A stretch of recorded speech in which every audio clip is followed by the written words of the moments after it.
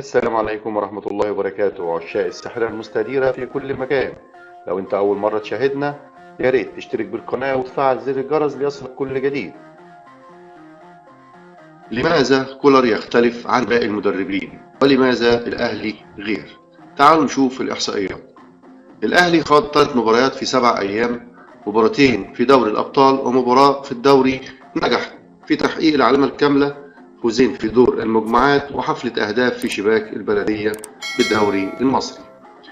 المباريات الثلاثة كانت بتشكيل مختلف، روتيشن لم نشعر بتأثيره، وده شيء يحسب للمدير الفني مارسيل كولر. 3 مباريات لمصطفى شوبير في دور المجموعات بدوري الأبطال بشباك نظيفة، بتألق وثبات وميلاد لحارس عملاق. الأهلي للمرة الأولى منذ 16 سنة وبالتحديد من 2008 ينهي دور المجموعات بدون هزيمة، وللمرة الأولى من 5 أعوام وبالتحديد من 2019 بينهي دور المجموعات متصدر مجموعته. مع انتهاء دور المجموعات الأهلي اهتزت شباكه بهدف واحد فقط خارج الأرض، ونجح في تسجيل 6 أهداف.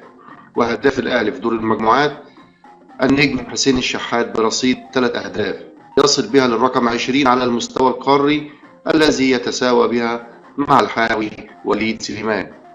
وفي النهاية بنقول مليون مبروك للنادي الأهلي، وإن شاء الله بالتوفيق في اللي جاي، ويتوج بالبطولة بإذن الله.